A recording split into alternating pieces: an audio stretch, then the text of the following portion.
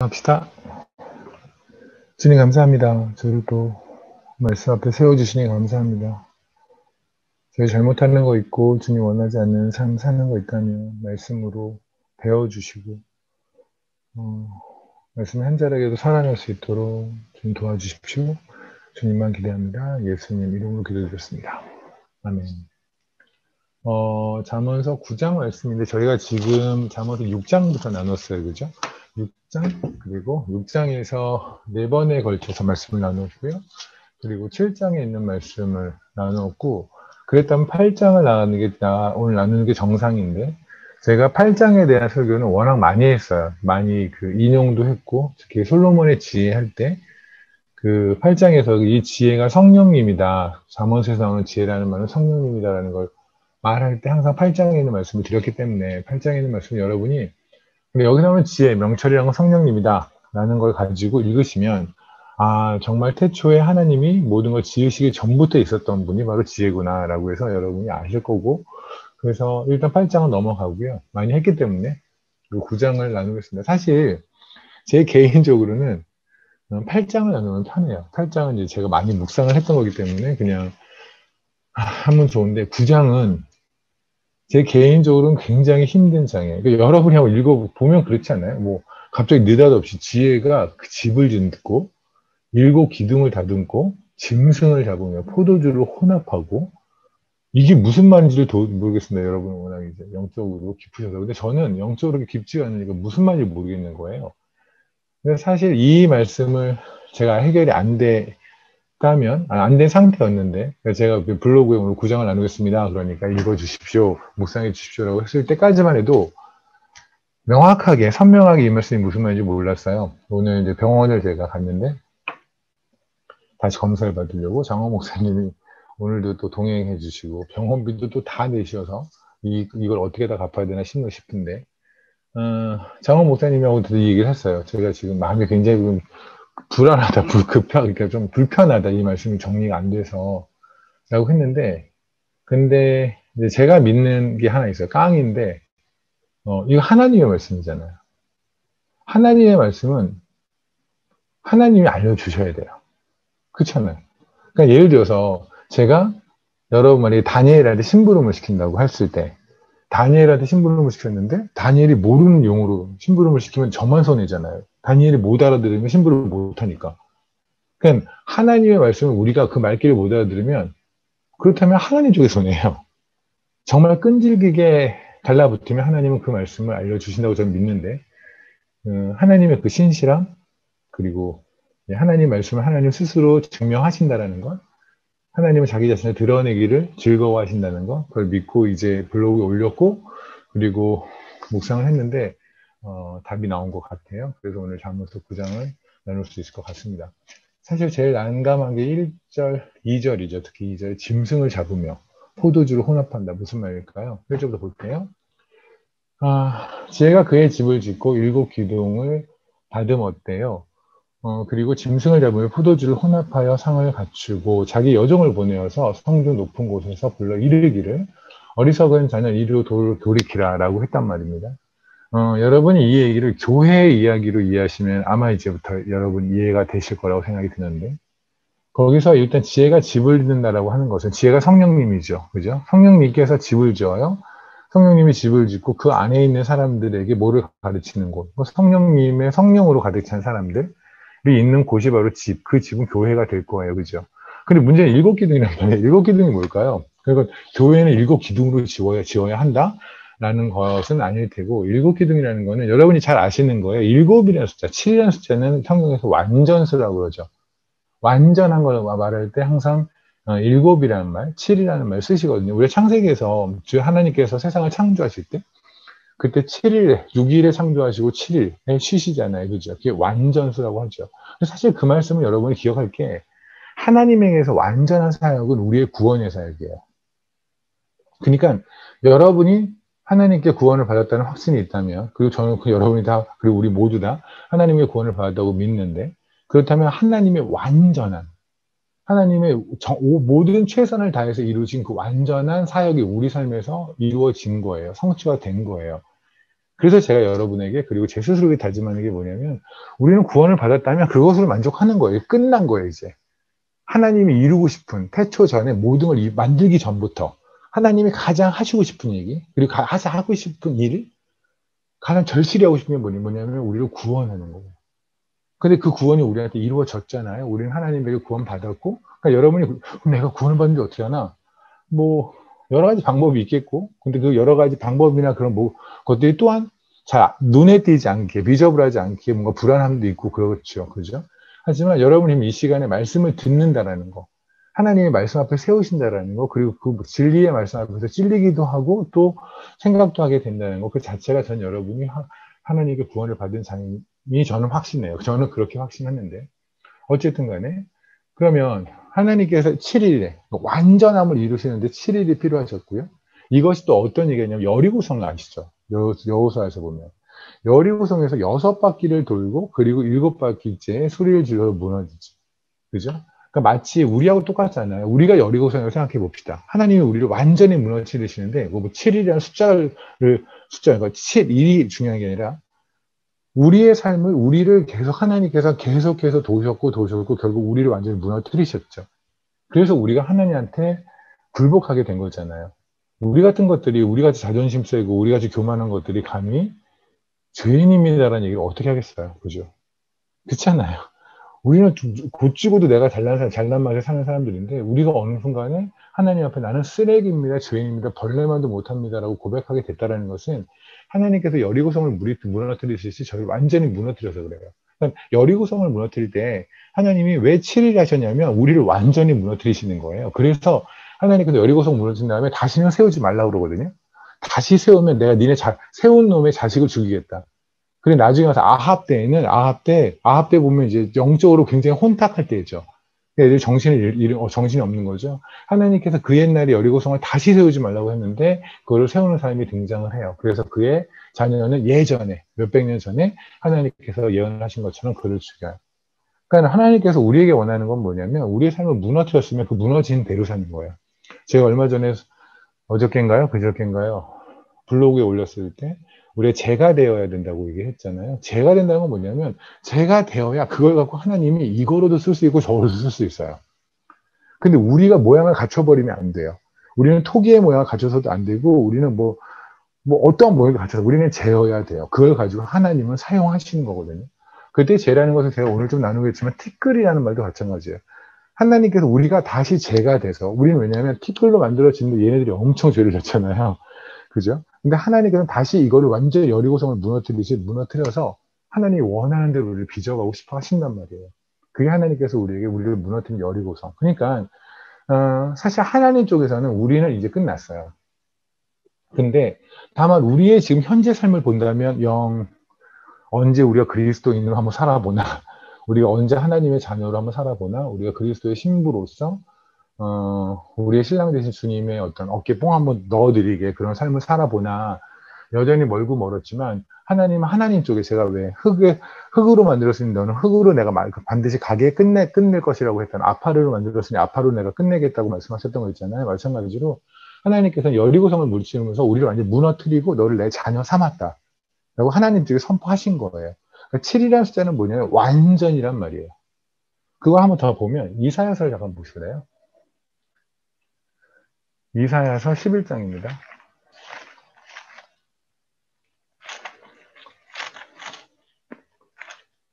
오늘도 설교가 약간 길을 수도 있을 것 같아요. 왜냐면 제가 컨디션이 괜찮아졌어요. 그럼 설교가 길어져요. 만약에 짧게 끝내고 싶으면 그냥 그래도 아프라고 기도하는 게 아니라 이사야서 11장 1절 볼게요. 이새의 줄기에서 한 싹이 나며 그 뿌리에서 한 가지가 나서 결실할 것이요. 누굴 말해요? 예수 그리스도, 그죠? 이새가 바로 다윗의 아버지잖아요. 다윗의 아버지 그 뿌리에서 다윗이 나오고 그걸 통해서 메시아가 나겠다는 말을 하나님께서 예언을 하신 거예요. 거기서 뭐라고 하시냐면 2절에 그의 위에, 그러니까 예수님의 위에는 여호와의 영, 곧 지혜와 총명의 영이요 모략과 재능의 영이요 지식과 여호와를 경외하는 영이래요. 그럼 숫자를 보세요. 여호와의 영이에요.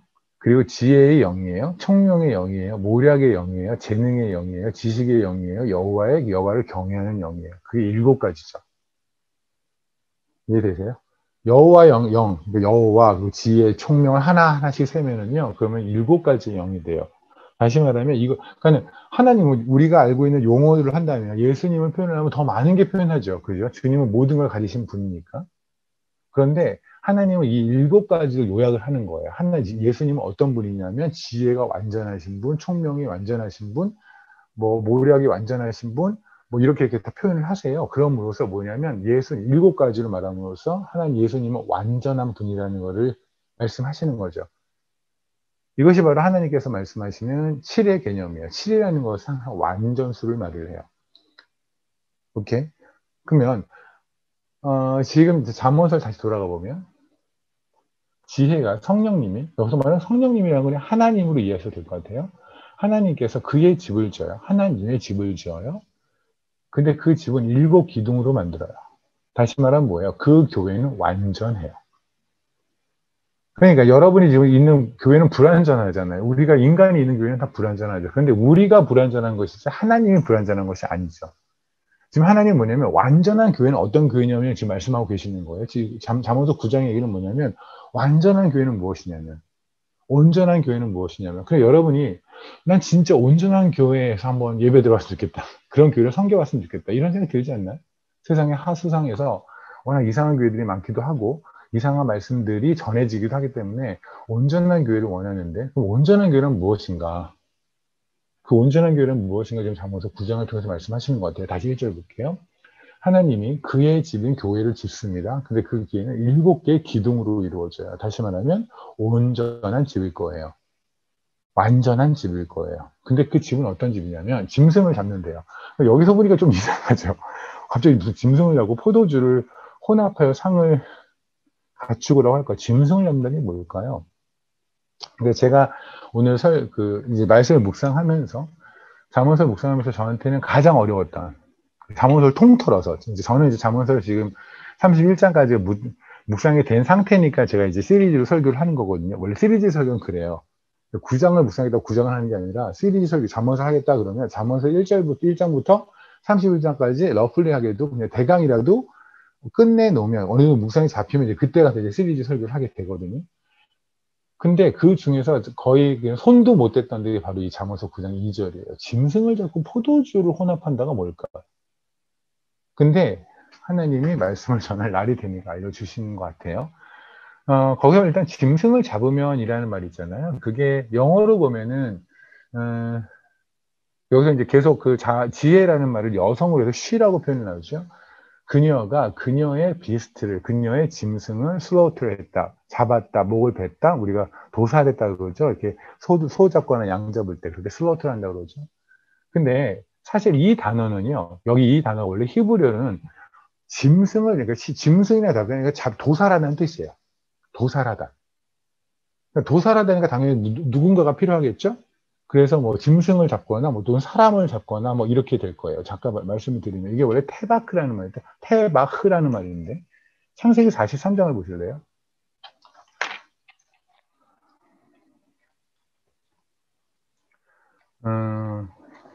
우리는 왜 한 명 한 명이 하나님의 성전이죠. 그러니까 여러분이 온전한 교회, 온전한 성전으로서의 삶. 어떤 것이 온전한 건가? 하나님, 제가 현숙한 안에서 그리스도인은 어떻게 살아가는 것인가 구체적인 얘기를 했다면 지금 오늘 나눈 잠언서 9장은 온전한 교회는 무엇인가? 그러니까 여러분이 있는 그 교회가 다른 건 없어도 이게 있으면 온전한 거고, 오케이? 근데 다른 건 다 있는데 얘가 없으면 온전한 교회가 아닌 거고, 여러분 자신도 온전한 그리스도, 온전한 성전일 때는 이게 있으면 온전한 거고, 돈 없고 뭐도 없고 아무것도 없지만 이게 있으면 여러분 온전한 그리스도인이 되는 거고, 만약에 거꾸로 모든 거 다 있는데 세상 사람들이 다 부르는 거 있는데 이게 없으면 여러분은 개뿔 아무것도 아닌 거고, 이 얘기를 지금 드리는 거예요. 그러니까 오늘 뭐 모든 말씀이 중요하지만 오늘 말씀은 더욱더 중요할 것 같아요. 창세기 43장 다시 볼게요. 16절 봅시다.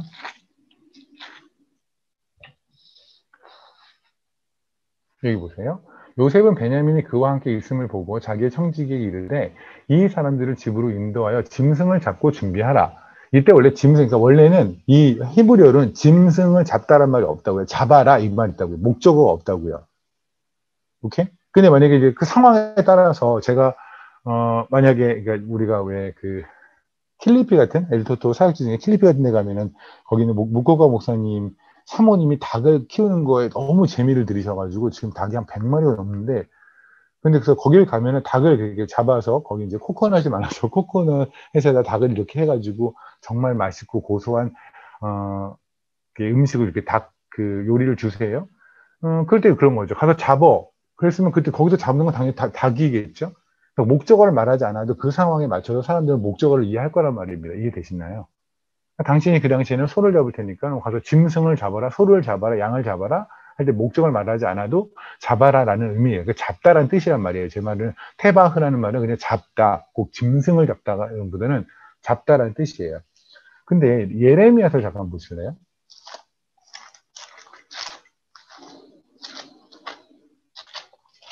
50장입니다. 예레미야서 50장 29절을 볼게요. 자, 읽겠습니다. 활 쏘는 자를 바벨론에 소집하라.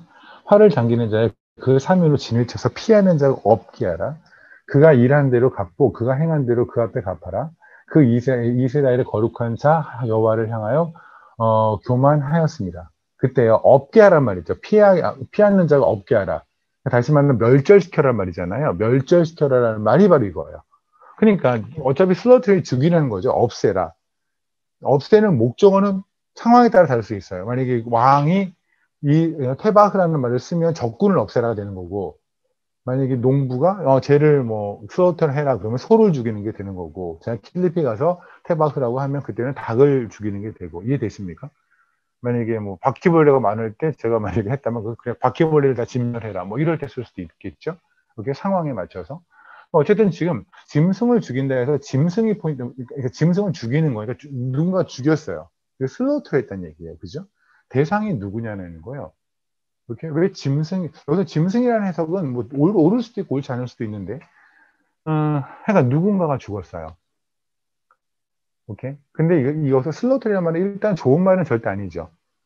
그죠? 뭔가 나쁜 사람을 적군을 물리치거나 소를 죽이거나 슬로터를 목을 베서 치는 거잖아요.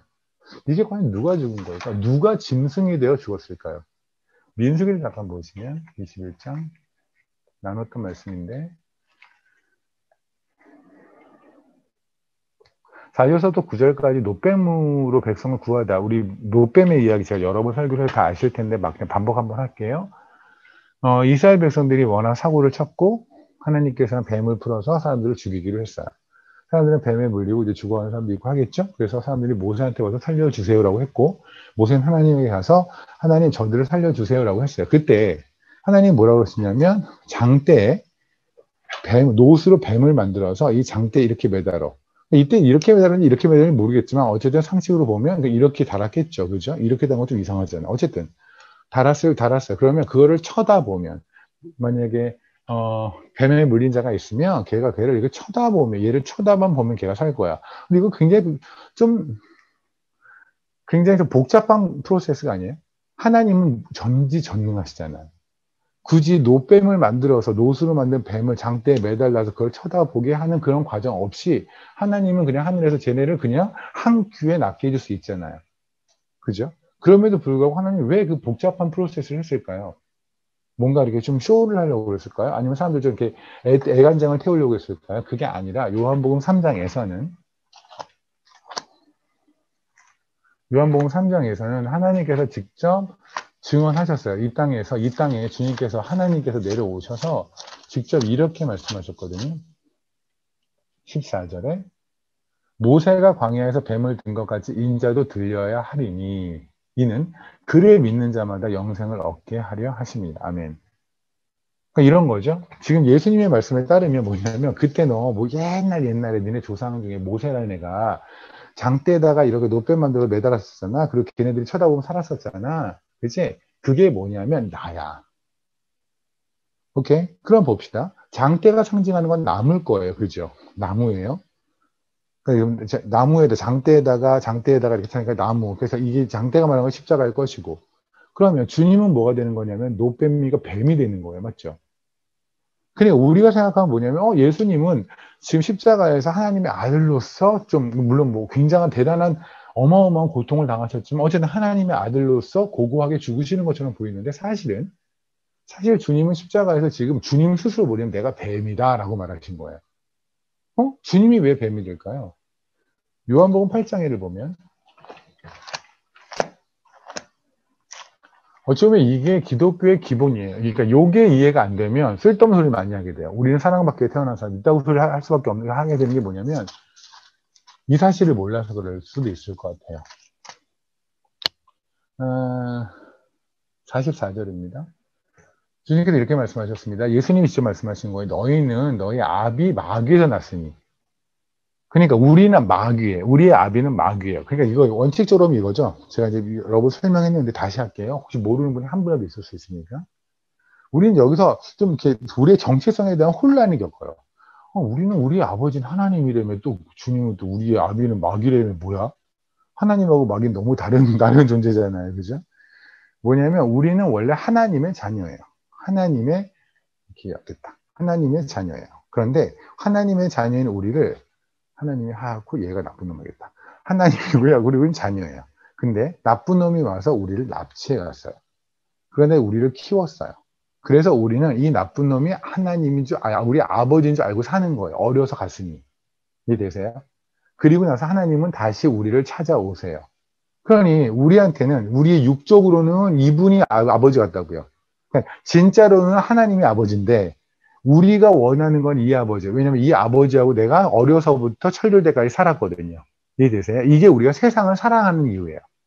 그러니까 우리는 하나님의 자녀가 되었어요. 그러면 원칙적으로 하나님의 자녀가 됐으니까 세상을 미워하고 하나님만 사랑해야 되는데 희한하게도 하나님을 사랑하는데도 불구하고 세상을 사랑한단 말이에요. 왜냐하면 옛날에 이 아저씨가 아버지하고 지는 속이고 나한테 먹여던 꿀꿀이죽이 그때 최고의 음식인 줄 알고 살았거든요. 그러니까 그게 그리운 거예요. 나쁜 음식을, 그 불량식품을 먹었는데 그게 그리우니까 얘는 계속 그 음식을 구해요. 그래서 우리가 주 안에 들어와서도 세상 거를 구하고 세상 거에 더욱더 압도되어 사는 이유가 바로 그거예요. 그러니까 아주 베이지컬리 얘기하면 하나님의 아버지죠. 그런데 우리가 우리의 죄성에 따르면 우리는 세상의 아버지였다. 세상의 아버지였다고. 이해되십니까? 이게 지금 주님께서 말씀하신 거. 너희의 아비는 마귀야. 근데 사실 이 얘기는 틀리지가 않아요. 왜냐하면 우리는 뱀 새끼로 살거든요. 우리는 세상에서 사단이 하는 유혹을 더 좋아해요. 하나님의 말씀을 듣는 것보다, 그러니까 간단히 얘기하면 두 가지 영화가 있는데 하나 크리스찬 무비가 있고 이건 세상의 영화가 있으면 나도 모르게 눈이 세상 영화로 간단 말입니다. 그잖아요. 여러분이 집에서 TV를 볼 때 기독교 채널을 가끔 보죠. 필 받으면. 근데 그렇지 않을 땐 대부분 드라마 같은 거 보고 좋아하잖아요. 그죠? 그러니까 여러분이 여태까지 기독교 채널에서 어떤 본 거하고 무한도전이나 무한도전밖에 알지 못해 아직 있는지 모르는데 어쨌든 그런 어떤 예능 프로그램 본 거 그 시간을 따져보세요. 어느 게 더 많은지. 이상하죠. 그리스도인인데도 불구하고 희한하게 뭐 영화 제목이 바울이다. 그럼 뭔가 내가 돈 주고 보기 싫은. 바울이라는 제목을 가진 영화는 돈 주고 보면 안 될 것 같고 뭔가 좀 다운받아 보든가 교회에서 목사님이 불러서 보면 어쩔 수 없이 보는 거. 근데 내가 돈을 주고 보는 건 어벤져스여야 되고 이런 느낌 있지 않아요? 솔직하게. 그게 우리가 세상을 사랑하는 거예요. 그러니까 주님 입장에서 우리는 세상을 아비로 보는 게 맞죠. 우리는 뱀새끼가 맞죠. 그러니까 주님은 뭐냐면 보세요. 주님은 십자가에서 그냥 죽으신 것이 아니라 하나님의 독생자로 죽으신 것이 아니라 우리같이 뱀새끼가 되어 죽으셨다고요. 내가 되어 죽으셨다고요. 그러니까 주님은 내가 되어 죽으셨기 때문에 우리의 죄가 씻기는 거예요.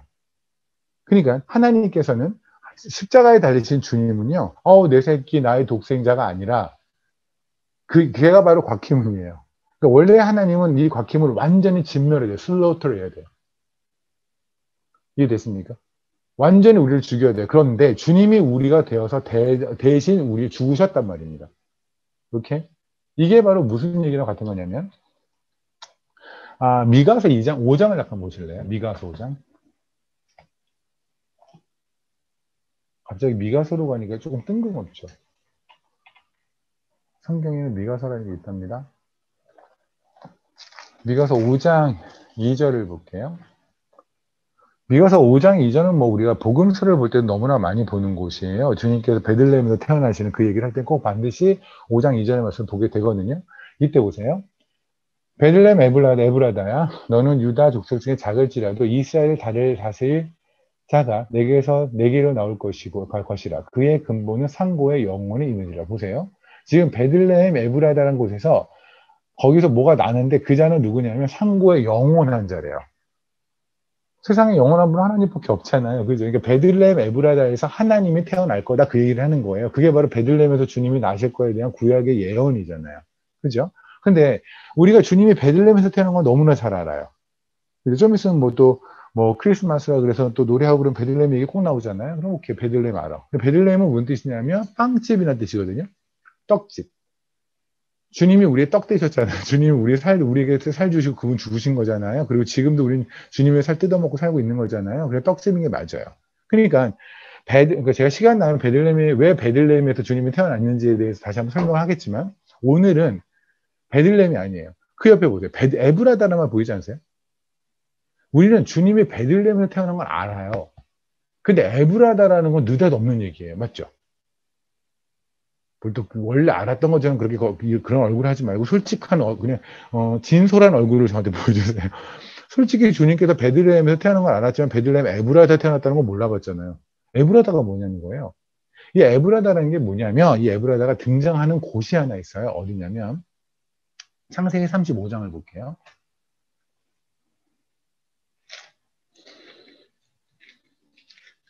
창세기 35장에 보면 19절.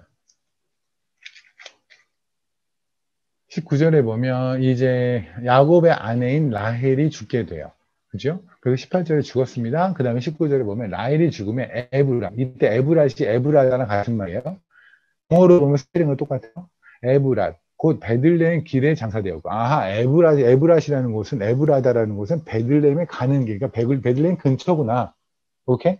그러니까 제가 지금 역삼에 있는데, 역삼, 강남, 뭐 이런 식으로 그냥 바로 근처에. 역삼에 오려면 강남을 거쳐오니까는 그런 것처럼 그때는 베들레헴을 가려고 그러면 그때 에브랏이라는 동네를 거쳐갔구나. 그 얘기예요. 그럼 봅시다. 하나님께서는 베들레헴이라는 것의 그 이름이 떡집이라는 걸 통해서 주님이 우리에게 떡이 되시고 양식이 되신다라는 걸 이미 예언하셨잖아요. 맞죠? 그렇죠? 그러면 에브랏이라는 이름, 에브라다는 이름은 그냥 허투루 지으실 리가 없죠. 베들레헴이 그렇게 어마어마한 의미라고 한 다음에 에브랏이라는 이름인데 에브라다는 이런 것도 이름이 어마어마한 뭔가가 들어 있어야 되지 않겠습니까? 오케이. 이 에브랏이라는 말이요. 어원을 가면은 아페르라는 말이에요. 어원이 아페르. 이 아페르의 또 다른 어원은 에페르예요. 에페르. 이 에페르란 말이 등장하는 곳이 하나 있어요. 어디냐면 창세기를 잠깐 보세요. 창세기 18장입니다. 창세기 18장 27절 볼게요. 아브라함이 대답하는 거예요. 나는 티끌이나 새와 같사 오나 감히 죽게 아뢰나이다. 이때의 티끌과 제이잖아요. 이게 똑같은 단어였어요. 에페르라는 말을 써요. 오케이. 근데 보세요. 제가 혹시 기억나시나요? 제가 했던 얘기. 하나님께서 세상을 만드실 때 인간은 아파르라는 재료를 썼고 똑같은 흙인데 그리고 짐승은 아다마를 썼다고 했죠. 그죠? 그러면 정상적으로 하면 지금 이때 아브라함은 지금 그러니까 우리가 그러잖아요. 나는 티끌밖에 안 되고 나는 잿밖에 안 돼. 그런데 아브라함은 자기가 선택된 백성인 거 알아요. 하나님께 지금 픽업된 거 알잖아요. 그러니까 자기를 뭐라고 소개할까요? 아파르라고 똑같은 흙이어도 아파르라고 할까요? 아다마로 할까요? 그러니까 여러분도 마찬가지예요. 우리의 출신인 아다마가 맞아요. 그죠? 근데 하나님은 그러니까 우리의 삶으로 보면 우리 죄성에 비하면 우리는 아다마가 맞다니까요. 하지만 하나님은 우리의 그것과 상관없이 태초부터 우리를 아파르로 지으셨단 말이에요. 그러니까 끝까지 아파르로 만들어내시잖아요. 맞죠? 그러니까 여러분에게 누가 당신의 재료는 뭐예요? 당신을 만들어진 재료는 뭐예요? 그러면 겸손 떨지 마세요. 그럴 때는. 그럴 때 아담아요 이렇게 겸손 떨지 마세요. 저 같은 사람이 어떻게 아파르가 돼요? 그런 말 하지 마세요. 그건 하나님의 결정에 대한 반대예요. 그래서 제가 기독교 안에 그러니까 그 교회 안에서 잘못된 겸손들이 있더라고요. 하나님의 일을 자랑할 때 막 되게 겸손을 떨어요. 하나님의 일은요, 여러분을 통해서 하나님이 일하셨잖아요. 그걸 자신 있게 말하세요. 바울을 보세요. 하나님이 자기를 통해서 한 일을 그냥 자랑하잖아요. 그죠? 왜냐하면 그건 하나님의 일이잖아요. 근데 그거를 내가 겸손 떠는 걸로 해서 하나님이 자랑하라고 하는 일을 자랑하지 않는 것은 교만이에요. 그냥 세상에서의 겸손과 교만과 우리가 알고 있는 겸손과 교만은 달라요. 그러니까 여러분이 오늘도 하루 종일 살았어요. 만약에 서리사님께서 밖에서 뭐 교회 회사에서 이런 일이 있었어. 근데 내가 그리스도인인 거를 티냈어. 누구 힘으로요? 하나님 힘이죠. 그죠? 그때는 집에 와서 그 하나님을 자랑하라고요. 아유, 나 같은 게 왜 그거 하나 했다고 뭐 자랑할 게 있어? 그거 아니라고요. 나 같은 거 하나를 그렇게 하시게 한 하나님을 자랑해야 된다고요. 이해되십니까? 지금 아브라함의 이 고백은 멋있어요, 진짜. 아브라함이 뭐냐면 나는 티끌밖에 안 돼요. 그런데 사실 티끌밖에 안 돼요라는 말이 마치 굉장히 겸손 같지만 사실은 이 사람 자체는 겸손이에요. 왜냐하면 하나님을 자랑하는 거예요. 나 같은 거지만 결국 재료는 아파르예요. 이해되십니까? 이때 이 티끌 이 바로 에펠이라는 말이 아까 말씀드렸는데 이 에펠의 어원이 아파르라고요. 이해되세요? 그럼 정리합시다. 지금 에브라다, 그러니까 베들레헴 에브라다에서 태어났다고 그랬죠. 태어나신다고 그랬잖아요. 근데 이 에브라다라는 말의 어원을 쫓아가면 어디냐면 아파르라고요. 오케이, 이해되세요? 그러면 이해되십니다. 주님께서 베들레헴에 태어나셔서 태어나신 이유가 뭐예요? 다시 말하면 주님께서 이 땅에 오신 이유가 뭐예요?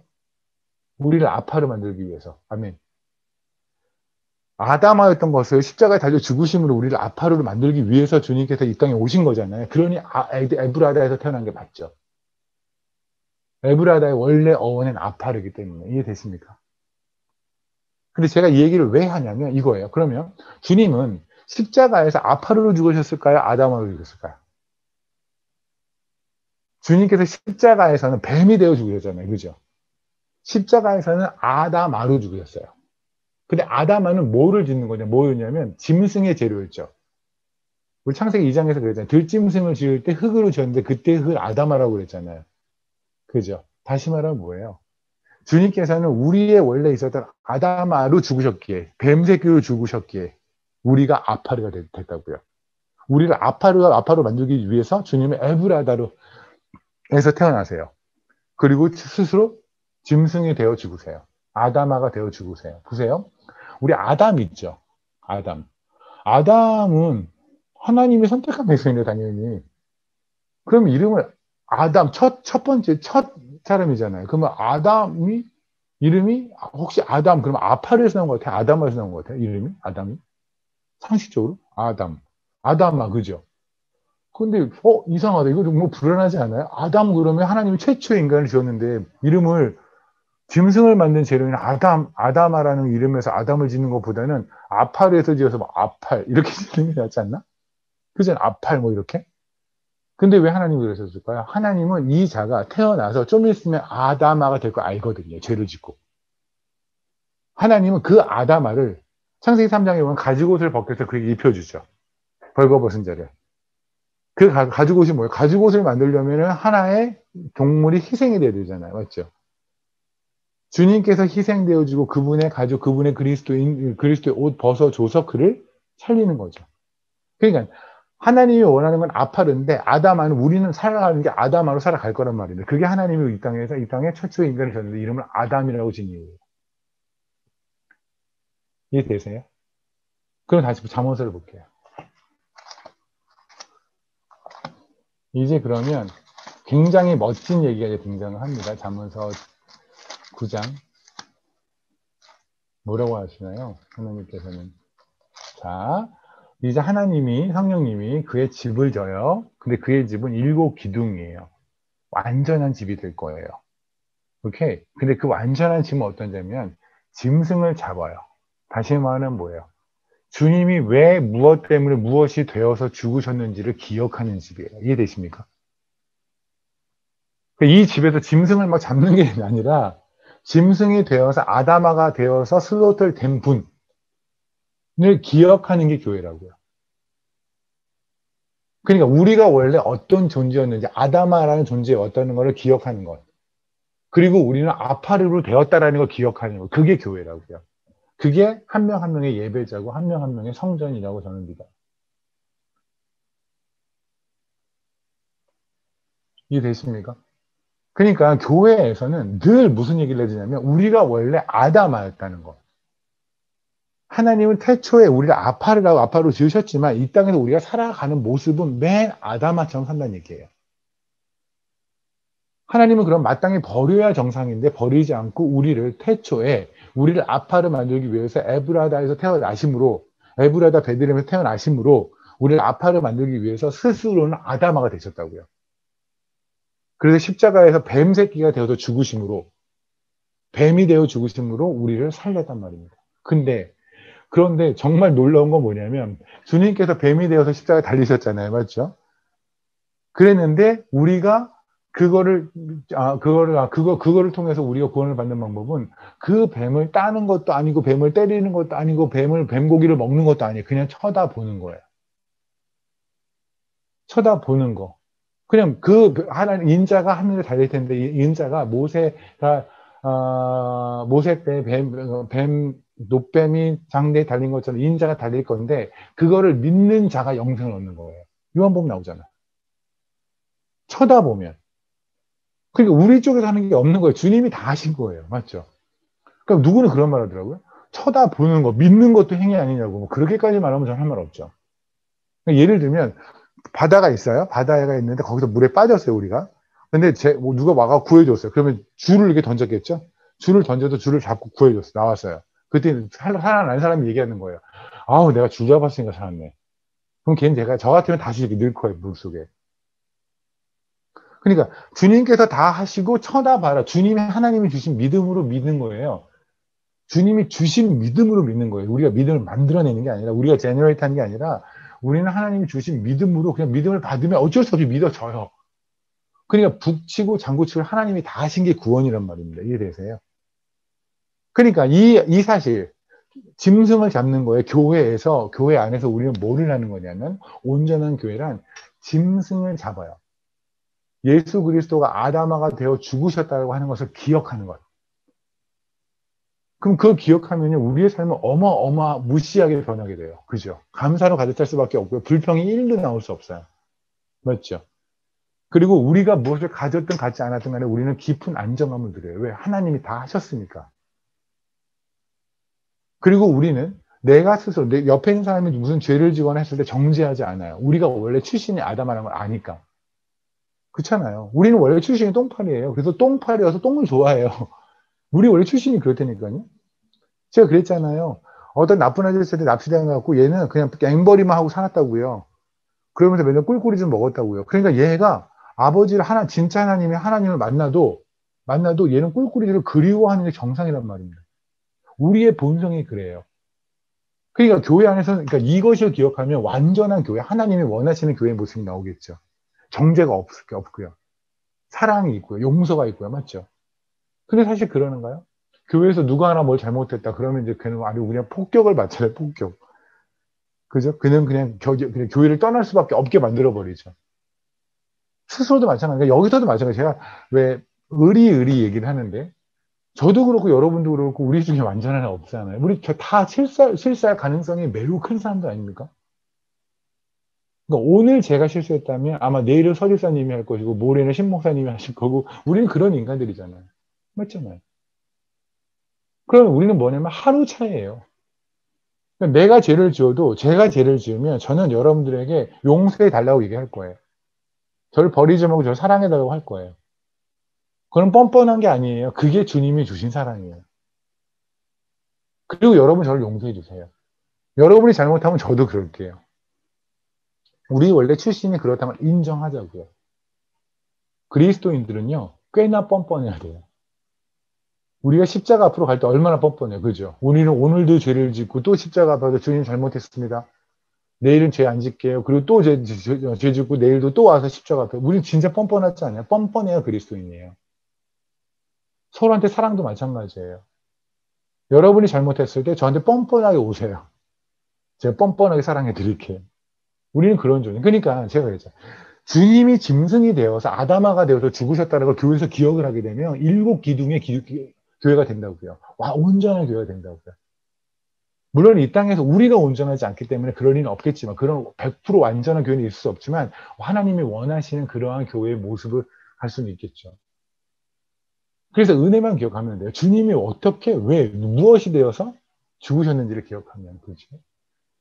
2절 볼게요. 그럼 뭐가 돼요? 그래서 포도주를 혼합한다는 말, 우리 좀 혼합이라는 말 들으면 좀 우리 특히 진리를 쫓아가는 그리스도인들은 좀 경기를 일으키죠. 혼합주의 이런 거 진짜 싫어하잖아요. 그죠?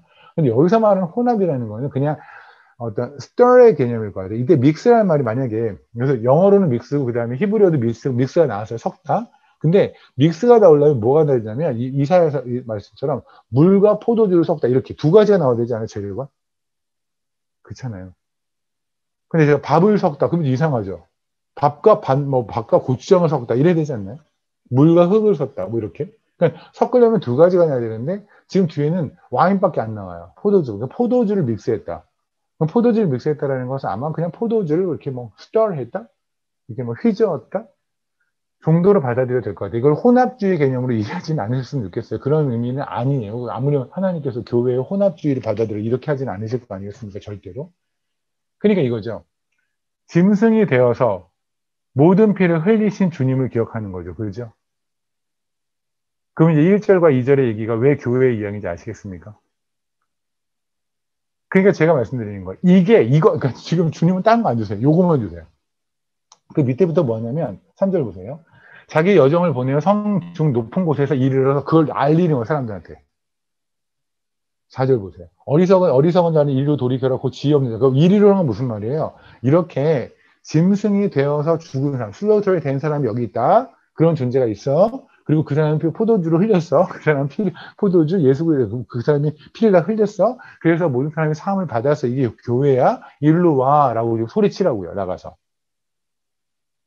근데 굳이 여종이라고 한 거는 저는 사실 궁금해서 여종. 근데 오늘 이정호 목사님이 간증을 하다가 막 우셨거든요. 카페에서. 이런 고저지를 되나? 나이가 이제 50살, 52, 저하고 장호 목사님 동갑인데, 52이 된 사람이 앉아가지고 카페에서 또 꺼꺼 울었는데, 장호 목사님은 진짜 제대로 우셨거든요, 오늘.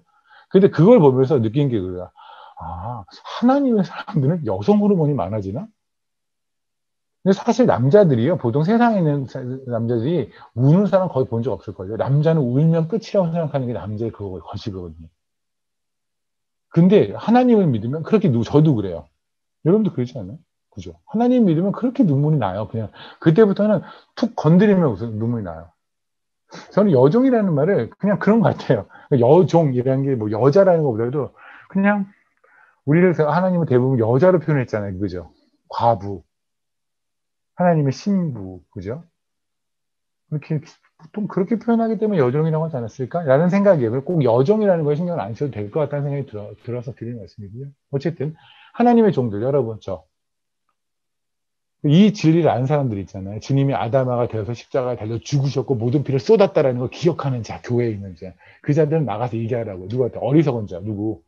하나님이 없는 자, 아직까지 성령이 없는 자, 지혜의 성령이 없는 자에게 소리치라고요. 뭐 이렇게 여기로 오라고요. 여기가 바로 뭔데요? 이게 바로 한 게 노아 아닙니까? 노아의 방주를 만들고 사람들이 소리쳤을 거 아니에요. 오라고. 물론 그들은 오지 않았죠. 이게 지금 우리가 할 일이라는 얘기입니다. 그러니까 다시 말하면 지금 하나님께서는 완전한 교회에서 우리에게 제시한 완전한 교회가 되는 조건으로서 어떤 그 구성 요소, 그 컴포넌트로서 우리한테 제시한 게 뭐냐면 딱 하나예요. 예수. 그러니까 좋은 교회가 되고 완전한 교회가 되는데 필요한 건 뭐냐면 예수와 예수를 기억하는 자들. 예수가 한 일과 예수님이 한 일과 그리고 그 예수님이 한 거를 그 은혜를 기억하고 그거를 살아내는 자들. 그것만이 필요한 거예요, 교회는. 그게 하나님이 지금 말씀하시는 거예요. 그러니까 이것도 마찬가지죠. 제가 왜 그랬잖아요. 이거는 우리가 한 명 한 명이 성전이라고 그랬잖아요. 그럼 우리 한 명 한 명이 성전이면 우리가 그리스도인으로서 성전으로서 우리가 제대로 사는 방법은 딱 하나니까요. 뭐요? 예수 기억하고 사는 거. 예수 기억하고 그 주님이 어떻게 하셨는지 나를 위해서 뭐 어떻게 십자가에 달리셨고 뭐 어떤 피를 쏟았고 그 피로 내가 어떻게 되었는지를 기억하게 된다면 그리고 그런지 알리면 그 기쁜 소식을 알리지 않는 게 더 웃긴 거잖아요. 그죠? 그러면 여러분은 하나님의 성전이라는 얘기입니다. 아멘. 보세요. 6절. 여기서 이제 재밌는 얘기가 나와요. 어리석음을 버리고 생명을 얻으라. 그죠? 이제 5절부터 소리 지른 거예요. 4절부터 할게요. 이제 여러분이 여종이에요. 저도 여종이에요. 오늘 제가 이정호 목사님 보니까 여종 같더라고요. 어쨌든 눈물이 많으신 목사님. 그래서 이 여종이 이제 소리치는 겁니다. 뭐라고 소리치냐면, 너는 와서 내 식물을, 여기서 식물이라는 거를 베제테이션을 이해하시면 안 돼요. 그냥, 그냥 밥이에요. 그 브레드예요, 브레드. 양식을, 내 빵을 먹어라. 그리고 내 혼합한 포도주를 마시고, 뭘까? 브레드와 와인을 마시래요. 누가 하신 얘기예요? 주님께서 하신 얘기 아닙니까? 내 피를, 이 포도주를 마시고 이건 내 피고, 이 빵을 먹어라. 이건 내 살이다. 그죠? 그렇잖아요. 와서 먹으라고요. 그러니까 우리가 할 일이 바로 그거잖아요. 교회에 와서 주님의 살을 뜯어 먹어라. 그러니까 교회를 문화회관으로 바꾸면 안 된다니까요. 교회에 오는 이유는 예수 그리스도여야 해요. 그러니까 교회 예수 그리스도가 아닌 다른 이유로 사람들을 꼬시려고 하면 안 된다고요. 그럼 우린 그래요. 그러면 사람들이 안 오잖아요. 와요. 차라리 하나 예수 그리스도가 아닌 다른 걸로 꼬셨을 때 그래서 사람들이 온다면 그게 사라지면 그것보다 더 나은 게 있으면 사람들이 옮겨요. 제가 나눴잖아요. 엔터펜이다. 엔요누르. 어느 선교사님이 처음에 가서 미국인이셨대요. 가서 빵을 막 나눠준 거예요. 빵을 나눠주고 거기서 그러니까 교회를 세우고 교회에서 오면 마사이들한테 빵을 나눠준 거예요. 진짜 빵을. 빵 있잖아요. 이렇게 식빵 하나씩 막 나눠준 거예요. 그리고 우갈리라고 해서 그 밀가루 같은 거 있네. 옥수수 가루. 그래갖고 이렇게 떡같이 만들어서 이렇게 주식인데 맛있어요. 근데 그거를 이제 하나씩 준 거예요. 이렇게 주일에 오면 사람들이 그냥 미어 터지게 왔죠. 그래서 교회가 터질 만큼 온 거예요. 근데 대한민국에서 매우 마사이처럼 생긴, 진짜 한국 사람인데 마사이처럼 생긴 사람들이 있어요. 스님들. 복장도 비슷하잖아요. 옆에 이런 거 하는 거. 그 스님들, 대한민국 스님들이 케냐 그 동네를 간 거예요. 원불교에서. 그래서 거기에서 지구촌 공생이라고 아세요? 들어보니? 지구촌 공생이? 지구촌 공생이는 모르시면 제가 하나 담비라고 아시나요? 혹시 옛날에 그 담비라는 프로그램 있었어요. 우물파 갖고 이렇게 땅 팡 터뜨리면 사람들이 막 눈물 흘리고 이런 거 있어요. 그게 원래 한국의 어느 기독교 단체, 되게 유명한 기독교 단체에서 만든 건데 그 단체와 지구촌 공생이가 합작해서 만든 거예요. 그게. 그러니까 예수 믿는 사람하고 스님들하고 같이 합작해서 우물파 가지고 뭐 이런 거거든요. 이제 그게 뭐 NGO죠. 뭐 종교생은 없는 거죠. 그들한테는 관심 없죠. 어쨌든 이 지구촌 공생에서 돈이 많아요. 원불교가. 그래서 거기에서 어마무시하게 큰 학교를 지었어요. 영화 초등학교라고. 엘토토 블로그에서 검색 한번 해보세요. 영화를 하도 내가 많이 써서 영화 초등학교 한번 쳐보세요. 그러면 나올걸요? 영어로 영화라고 써 있어요. 그리고 엄청 큰 거. 거기다가 큰 샴바 뭐죠? 밭을 만들었어요. 그래서 거기서 농사를 짓게 해서 그 농사한 걸 가지고 사람들한테 일을 주고 돈을 주고 나온 수확물을 가지고 줬어요. 우와. 이전에 미국 선교사님은 그 식빵 하나씩 줬는데, 지구촌 공생의 대한민국의 이 사람들은요, 이게 사이즈가 완전 다른 거예요. 무슨 일이 벌어졌게요? 교회를 다 떠났어요. 교회하고 영화초등학교하고 걸어서 한 50m 사이거든요. 거기서 교회 있는 사람이 다 떠났어요. 그래서 교회 안 와요, 하나도. 저희가 그거 세미나를 했었는데 아무도 안 오려고 그래요. 왜냐면 거기를 가면 영화초등학교 쪽에서 안 좋아하는 거예요. 당연히 안 좋아하겠죠.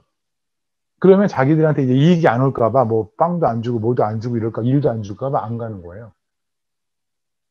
예수는요, 예수로. 교회는요, 예수 그리스도 그 영이 불러드려야 돼요. 우리는 거기서 예수 그리스도를 말을 하는 거예요. 짐승이 되어서 죽으신, 아담아가 되어 죽으신 예수 그리스도.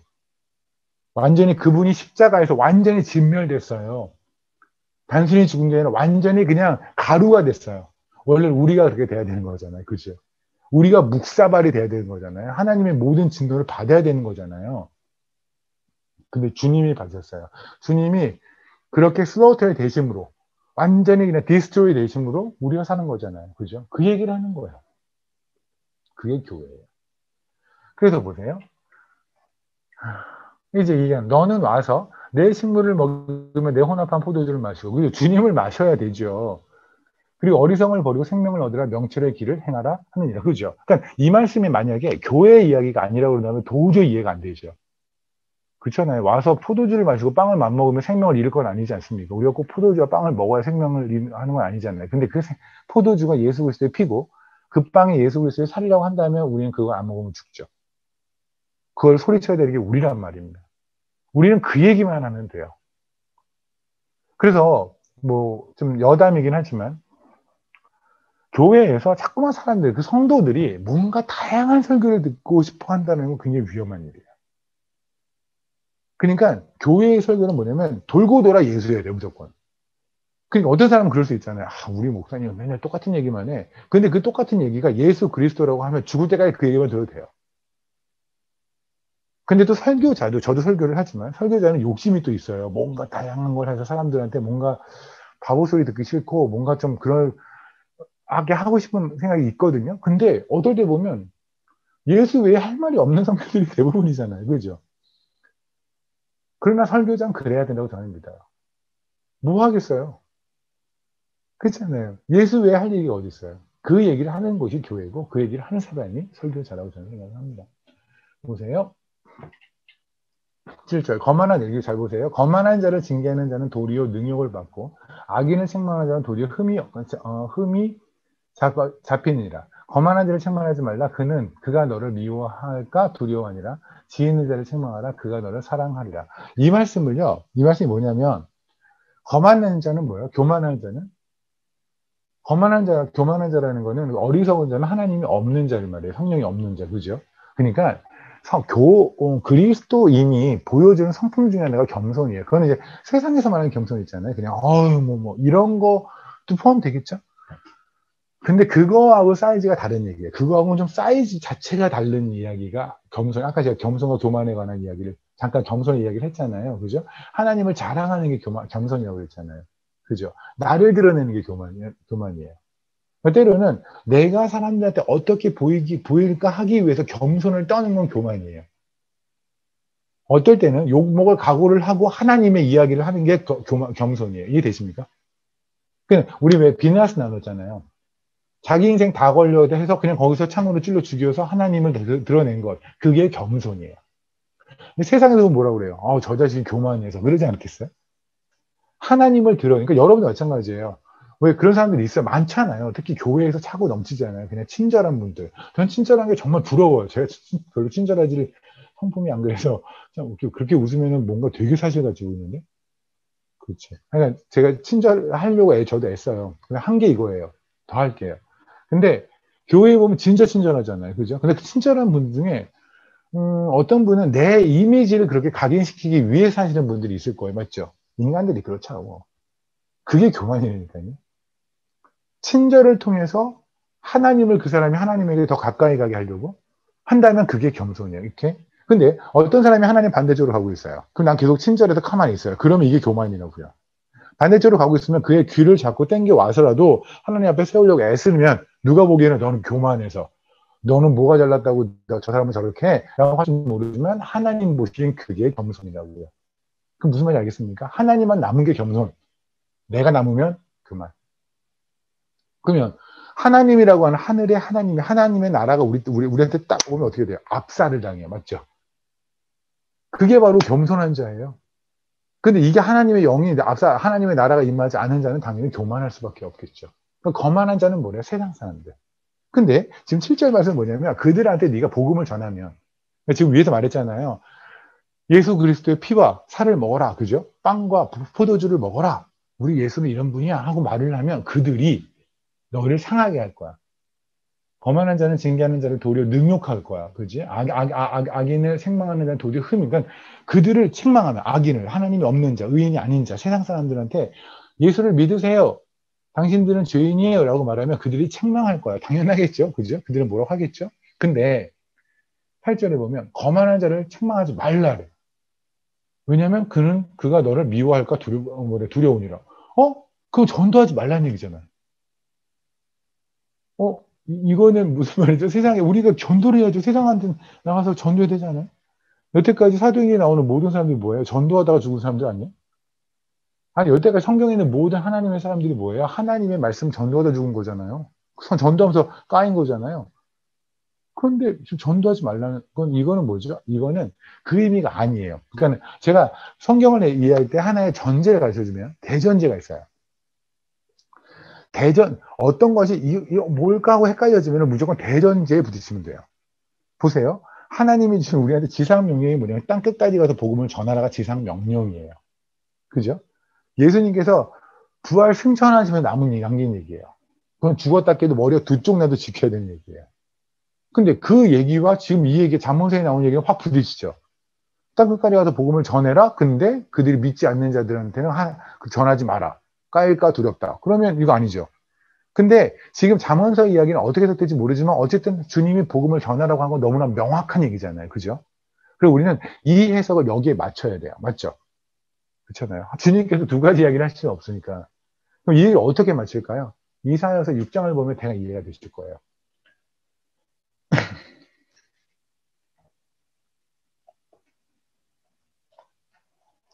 이사야서 6장.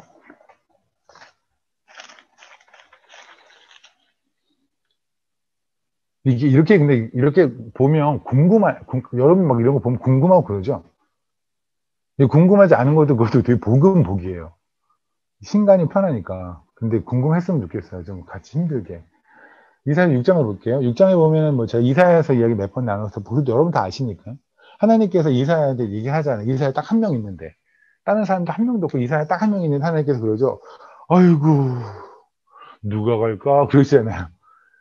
그럼 당연히 뭐 만약에 어저께 같은 남서울교회 그 청년보직에 갔었는데 그렇게 많은 데서 제가 만약에 야 누가 나랑 같이 케냐 갈까? 이러면은 뭐 옆에 애들이 서로 눈치라도 볼 거 아니에요. 근데 지금 이사야는 하나님 앞에 혼자 있어요. 혼자. 성경이 혼자 있는데 하나님께서 누가 갈까라고 하면 이사야가 지금 그러니까 이사야가 침묵을 지키면은 굉장히 분위기가 싸한 상태인 거예요. 근데 하나님이 인내하시기를 기다리시기를 정말 대단하신 분이거든요. 그럼 이사야가 만약에 대답하나 안 하고 버티는데 하나님도 계속 버틴다. 그러면 이사야는 죽을 때까지 거기 있어야 돼요. 그러니까 이걸 하나님이 어떤 분이 이사야는 아니까 여기서 쇼부를 봐야 되죠. 근데 보세요. 하나님께서 누가 갈까? 그런데 전 안 가요. 이러면 이제 거기서 끝나는 거 아니에요. 분위기상. 그 영광이 덮쳐서 걔를 두쪽 낼 거 아니에요. 그러니까 이사야는 지금 너무 기쁘지 않은 마음으로, 너무 슬프고 애통한 마음으로 뭐라고 제가 갈게요. 이랬겠죠. 그래야 이 대화가 끝날 테니까. 그죠? 근데 이제 우리가 근데 이사야를 높이 평가하고자 하니 그냥 기쁜 마음을 했다고 칩시다. 어쨌든. 그러면 나를 위해 누가 갈까? 무슨 말이에요? 나를 위해서도 가서 복음을 전해라 이런 거잖아요. 그죠? 나를 전해라 이런 거예요. 그런데 그러면 한마디 하셔야 되지 않아요? 뭐라고? 야, 만약에 제가 여기서 저기 대훈 형제 있잖아요. 대훈 형제가 정말 귀한 형제예요. 뭐 중국 선교서부터 그냥 제가 정말 나이가 저보다 훨씬 어리지만 그냥 제가 굉장히 존경하는 친구예요. 하나님은 참 사랑해서 정말 그런 친구예요. 그럼 뭐 봅시다. 만약 예를 들어서 대훈이가 엘토토에 헌신을 했어요. 근데 제가 이제 대훈이 왔으니까 이제 나도 더 이상 이제 마사랑이 가기 싫으니까 네가 가서 너도 한번 엿 먹어봐라. 그래서 제가 대훈이를 보냈다고 칩시다. 그러면 대훈이를 보내면 때 제가 뭐라고 그럴까요? 넌 가면 돌 맞을 거야. 이렇게 하면 제가 갈까요? 제가 말할 거 아니에요. 야 가서 네가 밟는 땅마다 네가 밟는 땅마다 복음의 꽃이 필 거야. 뭐 이런 얘기를 해야 그래도 제가 용기와 희망을 갖고 가겠죠. 나중에 다니엘이 엘프도 당연히 저는 헌신할 건데 왔을 때 제가 어디를 보내면서 야 너 요번에 어디 가야 돼? 너 엔터펜 가야 돼? 근데 가면 분명히 차 뒤집어진다. 아마 너 죽을 수 있는데 가봐. 이러면 다니엘이 어떻게 했어요? 그러니까 지금 뭔가 용기와 희망을 줘야 되는 타이밍이 맞죠? 그때 하나님이 뭐라 하시냐면 6장에 이렇게 말했어요. 8절 볼게요. 내가 또 주의 목소리를 들으니 주께서 이르시되 내가 누구를 보내면 누가 우리를 위하여 갈고 이 사람 혼자 있는데 말씀하시는 거예요. 그때 내가 이르되 저는 갈고 하시니 하고 그때 이 사이의 간격이 꽤 됐을 거라고 생각해요. 한참 침묵, 쌍. 근데 아이스 브레이크 안 하면 끝나는 분위기니까 지금 하기도 아이스 브레이크 하는 거예요. 그래서 내가 이르되 뭐라고 여기 있나이다 나를 보내소서. 그죠? 거의 영혼 없이 했을 수도 있어요. 그러는데 구절에 여호와께서 굉장히 인크레이지를 해야 되는 이제 타이밍이죠. 이르시되 가서 이 백성에 이르기를 너희가 듣기는 들어도 깨닫지 못할 것을 보기는 보아도 알지 못하리라. 무슨 말이에요? 10절. 이 백성의 마음을 둔하게 하며 그들의 귀가 막히고 그들의 눈이 감기게 하라. 무슨 소리? 아니 가도 소용없다는 얘기예요. 네가 가서 보고 아무리 전해봐라. 걔들이 듣나? 이 얘기예요. 그럼 지금 이사야는 그러지 않아도 가기 싫었는데 이 얘기를 들으면 진짜 가기 싫겠죠. 그럼 이거 가라는 얘기 말라는 얘기예요. 가라는 얘기예요. 가는데 가서 걔네들이 못 듣더라도 뭐라고 네 잘못이 아니라고. 그게 원래 죄성이라고요. 하나님의 선택되지 않은 백성은 죽었다 깨도 못 듣는다고요. 이해 되십니까? 그냥 사실 이거는 어마어마한 용기, 격려죠. 제가 다니엘한테 그러는 거예요. 뭐, 만약에 엔터페인을 보내면서, 야, 거기 있는 분들 무슨 말해도 거의 다 반응 없거든? 그러니까, 그런 줄 알아. 그러면 다니엘이 갔는데, 진짜 무슨 말을 했는데 반응이 없어요. 그럼 뭐라고 했어요? 아, 원래 그렇구나. 그죠?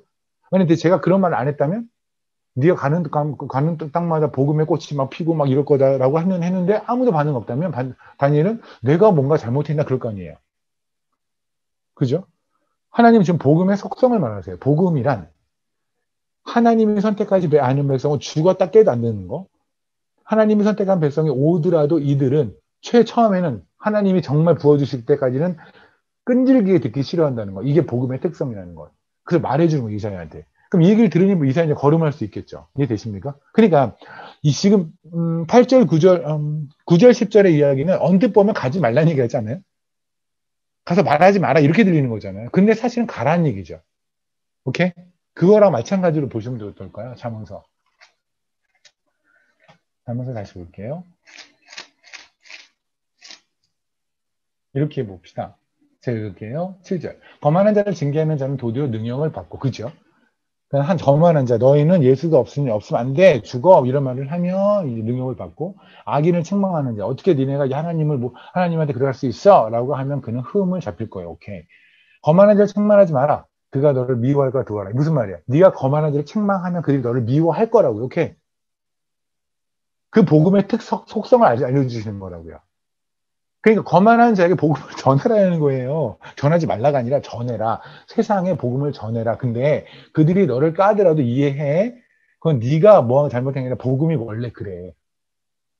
이 말씀이에요. 오케이. 그러나 어떻게 되냐면 지혜에 있는 자를 책망하래요. 그러니까 똑같은 말씀했는데 믿는 사람, 제가 여러분에게 말씀하는 건 여러분에게 말을 하면 뭐예요? 그들은 너를 사랑한다. 그죠? 맞잖아요. 진리의 말씀을 믿는 자에게 전하면 그들은 그를 사랑할 거예요. 그러나 진리의 말씀을 세상에 전하면 그들은 깔 거예요. 맞죠? 교회 안에서조차도 진리를 들으면 어떤 사람이 경기를 일으키는 사람이 있죠. 있어요. 어저께 남설교회에서도 우리 승민이 맞죠? 남설교회에서도 안타깝게 경기를 일으켰던 지체가 있었다는 걸 이제 나중에 이렇게 들었는데, 근데 여러분 교회도 마찬가지 아니겠습니까? 저도 어디 가다 보면 말씀 전하고 나면 뭐딱 갈라지는 건 아니지만 대강 갈라져요. 이렇게. 대강 갈라져요. 이렇게 누군가는 이렇게 가서 성사님 뭐 이렇게 하시고 오시는 분도 있지만 또 어떤 분들은 계속 처음부터 끝까지 째려보는 분들도 있고 막 그러거든요. 근데 복음의 특성이에요. 물론 제가 덜 친절하게 말하고 제가 조금 더 설명을 못했을 수도 있고 제가 그들의 마음을 좀 오펜다는 그런 표현을 썼을 수도 있겠죠. 근데 그러지 않고 제가 무지하게 친절하게 말하고 정말 그냥 너무 조근조근 말하고 거친 얘기 하나도 안 하고 고운 말만 계속 쓰고 그러더라도 제가 진리를 전하면 저들은 싫어요. 세상도 싫지만 교회 안에서 싫어하는 사람들도 있다고요. 오케이. 그러니까 여러분이 지금 보세요. 나는 지혜에 있는 자인가? 다시 말하면 성령에 있는 자인가?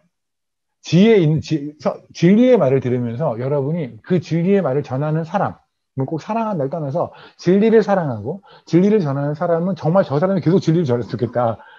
라고 응원한다면 여러분은 성령이 임한 자가 맞다고요. 지혜가 있는 자. 그게 지혜니까. 오케이. 그러니까 여러분의 육도 사실은 그러잖아요. 뭐 하자. 그럼 육은 싫지. 그렇게까지 하기가 싫지. 그러나 육을 압도하는 성령이 있게 하는 거 아니겠습니까? 그러니까 여러분 성령이 있는 사람이라고 생각을 해요. 아멘. 그러니까 여러분 7절, 8절 오해하지 마세요.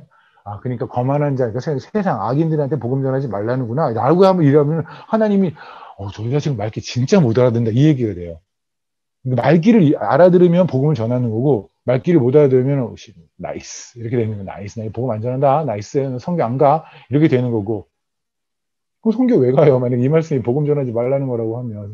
제가 왜 말씀하세요? 저도 이게 저도 처음에 이거 묵상할 때요. 처음에 묵상 몇 년 됐네. 그때 거만한 자 이거 할 때 순간 기분이 엄청 좋았어요. 엔돌핀이 이만큼 솟았어요. 그냥 더 이상 마산할 사역 안 해도 되는 거야? 하지 말래매. 하나님이 복음 전하지 말래매. 그들한테 까일까 두려우면 나 이미 까였는데 앞으로 더 안 까이려면 나는 이거 안 해야겠네. 라고 하다가 만약에 그랬으면 지금 저는 저희 삶에는 굉장한 화가 있었겠죠. 9절. 지혜 있는 자가 교훈을 더하라. 지혜 있는 자에게 교훈을 더하라. 이게 잘 보세요. 이게 무슨 말씀인지 아세요? 새생명 축제 이런 거 있죠. 교회에 교회에 새 것들 이렇게 오고, 막, 헌 것들 뒤에 가고, 뭐 이런 거 있잖아요. 그 새 생명 축제를 할 때, 보통 목사님들이 어떤 설교예요? 새 것들을 위한 설교를 해요.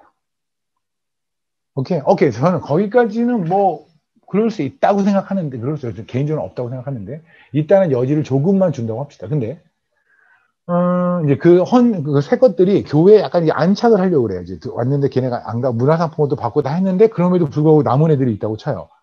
그러면, 목사님은 계속해서 이 사람들을 대상으로, 그러니까 이 사람들은 뭐냐면, 지금 교회 이야기를 모르죠. 하나님 누군지 모르죠. 그들한테 계속 세상의 이야기나 세상의 가치에서 그 세상에서 잘 되는데 필요한 도구로서 하나님을 소개하기가 쉽죠. 맞죠? 그래야 그들이 안착을 할 거 아니에요. 그러니까 그리고 또 하나, 교회에서 사랑의 이야기. 그러니까 하나님의 사랑은 뭔데요? 하나님의 사랑은요, 지금 여러분을 말씀을 찢어놓는 게 하나님의 사랑이에요. 하나님의 사랑은 여러분이 몸이 가기 싫은 거를 가게 만드는 거. 사랑하기 싫은 걸 사랑하게 만드는 게 하나님의 사랑이라고요. 오케이? 근데 세상에 이해하는 사랑의 개념으로 그들에게 말씀을 전해요. 뭔가 그러면, 물론 기존에 꼭 새 것들 빼놓고 헌 것들도 그런 말씀을 좋아하긴 하죠. 부들부들한 거. 근데 성경에서 지금 그러지 말라는 거예요. 설교는요, 설교는 믿는 자를 대상으로 하는 거예요. 믿는 자와 믿지 않는 자가 같이 섞여 있어요, 이렇게. 지금 여기서 줌에서 여기서 반이 믿지 않는다고 칩시다. 그럼 저는 무슨 설교를 하냐면, 믿는 자가 듣는 설교라는 거예요. 왜냐면, 설교는 하나님의 말씀이죠. 그렇잖아요. 하나님의 말씀이 임한 자는 믿는 자거든요. 오케이. 그러니까, 사람들이 자꾸만 세상에 이해하는 범위에서 하나님 설교를 하고, 교회 안에 새 것, 헌 것, 새 생명의 충재 이런 거 아니어도, 그런 거 아니어도, 세상에 이해하는 수준에서 설교를 했다. 그러니까 세상 사람들도 들으면 이런 거 있잖아요. 그러니까 저는 제 생각에 제일 세상에서 나쁜 설교는 어떤 평가를 받는 설교냐면, 안 믿는 사람이 와서 듣고, 야, 저 목사님 말씀 좋네, 이거. 안 믿는 사람이 와서 듣고, 저 목사님 말씀에 참 도움이 되네. 좋은 얘기 많이 하시네. 라는 설교를 했다면 저는 그 설교는 굉장히 나중에 가서 하나님한테 까일 수 있는 설교라고 생각해요. 그러니까 모르는 사람, 안 믿는 사람들은요, 못 알아듣는 설교해야 돼요. 아니면, 뭐야, 나 교회 안 나와. 이런 설교해야 돼요. 그들이 나오기 싫어서 안 나오지 않나요? 그들이 나오고 싶다고 해서 교회 오나요? 여기에서 하나님한테 잡혀서, 이렇게 잡혀서 교회 안 오는 사람 누구 있어요? 전부 다 하나님 십자가 앞에 섰을 때 나는 죽어도 가기 싫은데 어떻게든 끌려온 거 아니에요? 저는 대표적인 거고. 다 그랬잖아요. 저는 지금 이 말씀 해보세요. 9절. 지혜에 있는 자에게 교훈을 더하라고. 지혜가 있는 자가 누구냐? 성령 임한 자. 오케이. 말씀을 전하는 자는 교회는요, 성령이 임한 자의 대상으로 설교를 하라고요. 그가 더욱 지혜로워질 것이요. 의로운 사람을 가르치라 그의 학식이 더하리라. 이게 교회의 일이에요. 그러니까 저는 믿지 않는 자를 무시하다는 얘기가 아니에요.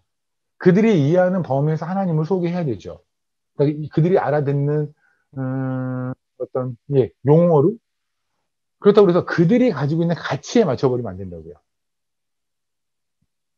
그러면 소위 이제 설교는 우리는 하나님을 변증해야 돼요. 근데 이 변증이라는 건 선포의 개념이에요. 설득이 아니라고요. 하나님은 말씀을 전하는 건. 그들을 설득하려면 내가 낮춰야 되죠. 근데 선포는 그냥 질르는 거죠.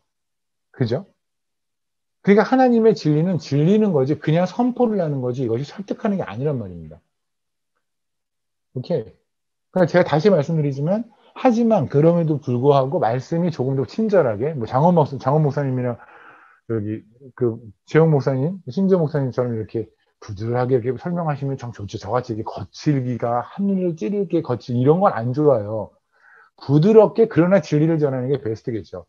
저는 이제 워낙 다듬어지지 않은 인간이어서 그냥 이렇게 말하지만 어쨌든 말씀은 항상 진리를 말씀을 듣는 자는 믿는 자라는 거 기억하시고요. 11절 볼게요. 10절. 여호와를 경험하는 것이 지혜의 근본이요 거룩한 자를 아는 것이 명철이니라. 그렇죠. 이거는 됐고요. 11절. 나 지혜로 말미암아 내 날이 많아질 것이요 내 생명의 해가 내게 더하리라. 우리는 성경을 읽다 보면 특히 이제 십계명에서 나오죠. 부모를 공경하면 너의 넌 장수하리라 이런 말. 잠언서에도 몇 번 나와요. 너 이렇게 하면 장수해 이런 얘기 나오거든요. 그럼 무지하게 밑줄을 쳐요. 그래서 여러분 구글이나 네이버 가보세요. 가서 뭐 성경 장수 비법 써보세요. 그러면 뭐 게으르지 않으면 뭐 하고 저축을 잘하면 뭐 하고 그래서 장수하는 비법이 몇 개 나와요. 그러니까 장수하고 싶으면 찾아보세요 한번. 근데 저는 그게 장수가 될까요? 저는 스테반 집사가 몇 살에 죽은지는 모르지만 많은 성경학자들이 얘기를 하기에 그가 30대 중반쯤 되지 않았을까라는 얘기를 해요. 뭐 근데 그게 뭐든 저는 그 사람이 장수했다고 생각하지 않거든요. 그죠? 마르고 닳고 살았다고 생각하지 않아요. 저는 사도 중에서 장수라는 것 자체를 가장 증오했던 사람. 우리가 세상을 생각하는 어떤 long life span 있잖아요. 그냥 자기 인생이 그냥 길어지는 거, 오래 사는 거. 이거를 싫어했던 사람은 요한이었을 것 같아요. 요한은 굉장히 오래 살았거든요. 근데 모든 사도들은 천국 갔잖아요. 끝까지 남아서. 그러니까 요한이 고문을 당해서 이제 따르면, 어떤 오럴 트레디션에 따르면, 고문을 당해서 몸이 뭐 어마어마하게 화상을 입은 상태였대요. 거의 막 진짜 화상 입은 거 알잖아요. 그게 몸이 막 붙어 있고 녹아 있고 막 이런 몸이었대요. 그런데 하나님은 계속 살리시는 거예요. 하나님의 말씀을 전해야 되니까, 말씀을 써야 되니까. 사실 저는 뭐 장수라는 것이 복이다, 오래 사는 게 복이다. 뭐 어떻게 사냐에 따라 다르겠지만 모르겠습니다. 무드셀라 있잖아요. 무드셀라가 무지하게 오래 살았잖아요. 무드셀라가 오래 산 걸 가지고 여러분 굉장히 부러워하는 사람인데 사실은 무드셀라는요.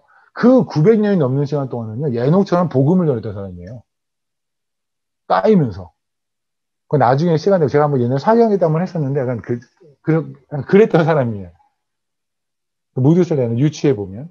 어쨌든 뭐 그렇게 이 땅에서 100년, 200년 거북처럼 사는 게 그렇게 뭐 하여간 뭐 그렇게 원하신다면 찾으십시오. 장수 비법 이래가지고 찾으십시오.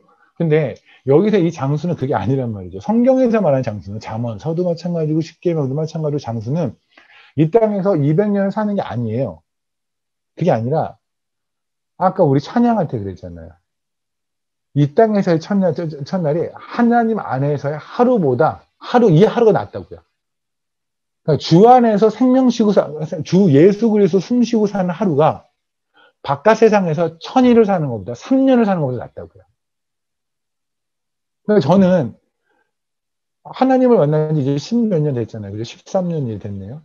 이 기간 동안 전 이제 제대로 산 거죠. 그 전까지는 일단 저한테는 저의 연수는 취하지 않는 거고 38년의 인생은 저한테는 없는 거고 근데 지금 13년이라는 세월에서도 아마도 뭐 제가 뭐 어느 날은 살았겠지만 어느 날은 죽어있지 않았겠습니까? 하나님을 묵상하고 하나님 안에 살았던 경우가 있었을 것이고 아니었을 수도 있었을 거 아니에요. 그죠? 그러니까 주님이 그러는 거예요. 네가 지혜로 살면 성령의 인도하심을 살면 너한테 생명의 날수가 많을 거라고요. 당연하죠. 그러니까 지금 여러분이 이 시간에 말씀을 듣고 있는 이 시간 있잖아요. 진심으로 전심으로 말씀을 듣고 있는 이 시간이 살아있는 시간이에요. 여러분이 예배하는 시간 있잖아요. 가정 예배를 드리고 말씀을 듣고 뭐 찬양을 듣고 하는 시간이 살아있는 시간이에요. 여러분이 누구랑 대화를 하는데 그 안에서 저 사람한테 어떻게 예수를 전할까?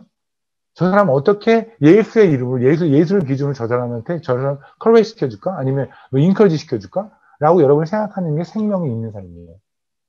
그러니까 버스 안에서도 그냥 멍 까고 있었으면 모르지만 버스 안에서조차도 만약에 하나님을 묵상하고 있었다면 그렇다면 그게 생명이라고. 그게 바로 하나님이 원하는 성전의 모습이죠. 그죠? 그러니까 저는 그렇죠. 우리가 50년을 살든 60년을 살든 주 안에서 제대로 살면 좋겠어요. 하루를 살더라도 오늘 하루라도 좀 우리가 단단하게 그냥 내일 하루라도 좀 단단하게 그냥 꽉꽉 눌러서 예수 꽉꽉 눌러서 좀 살았으면 좋겠어요. 아침부터 밤까지 저녁까지 그냥 예수만 생각하면서 살았으면 좋겠어요. 누군 그러죠. 어떻게 그렇게 살려고. 어떻게 그렇게 살아요. 살더라고요. 성령님의 인도하심으로요. 그렇게 살게 돼요. 아멘. 볼게요. 그 다음 12절.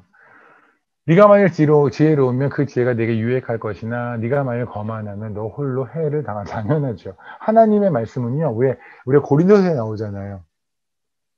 예수 그리스도의 복음은요. 그리스도의 향기예요. 맞죠? 그런데 망하는 자에, 멸망하는 자에게는요, 사망의 냄새예요. 그러니까 이상하죠. 우리가 이렇게 모여있는 거 우리는 여기서, 우리는 그리스도의 향기를 맡고 있지 않습니까? 그죠? 믿는 사람하고 그냥 대화하는 것 자체가 향기가 나잖아요. 근데 믿는 사람하고 대화하고 있는 모습을 보고 있는 안 믿는 사람은요, 거기서 똥냄새를 맡아요.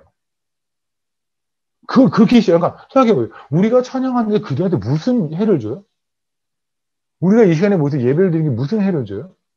해 안 줘요. 그런데 이게 싫어요, 그냥. 이 냄새를 못 견뎌해요.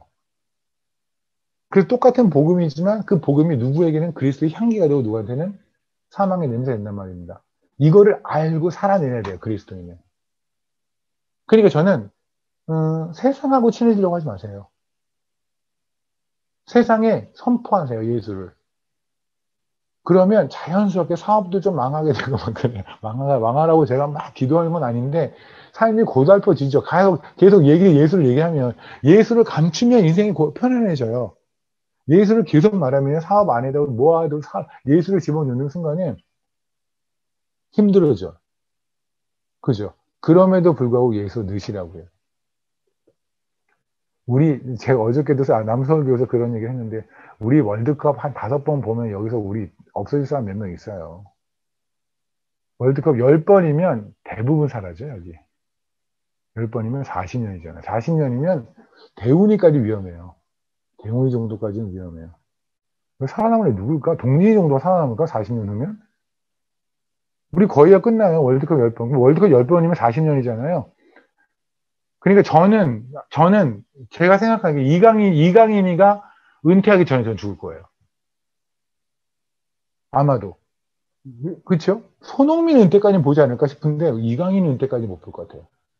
그래서 이강인 같은 한 명, 한두 명 더 나오면 뭐 대원이도 사라지고 뭐 동진이 사라지고 사라지는 거죠.